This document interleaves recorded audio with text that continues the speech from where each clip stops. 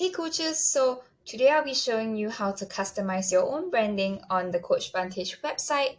So the branding of your CoachVantage website is basically the front that you would show your client or your potential client. So it's very important to frame your business the way you want it to be seen.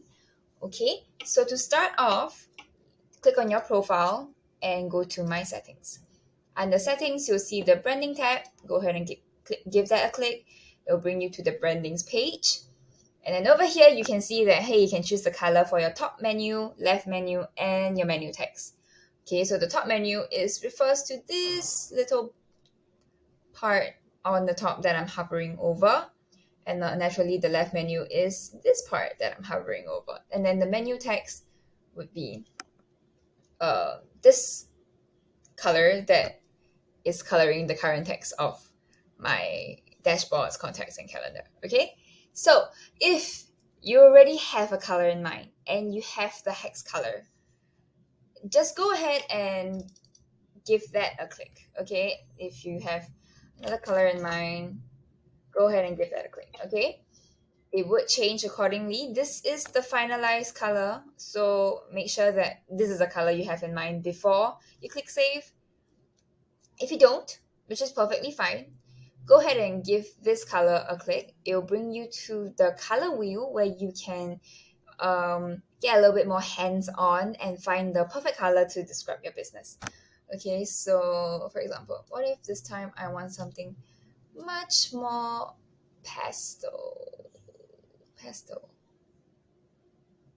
Okay, and then when you're done, just click and then go do the same thing for the next few colors. So I'm gonna change this color to a deeper blue as well.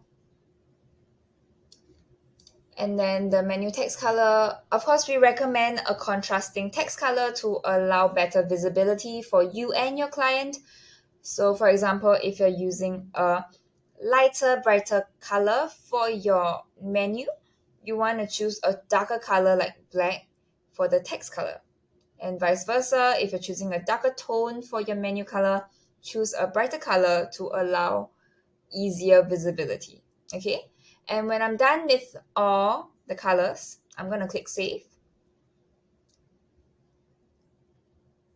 and my portal is now updated.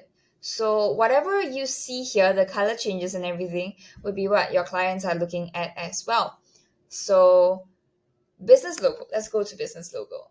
Okay, whatever you see here is what your client will see as well. Okay, so sidebar full logo, this thing over here, this is the sidebar full logo. And then the sidebar mini logo is when you minimize the left hand menu, they'll show you the sidebar mini logo.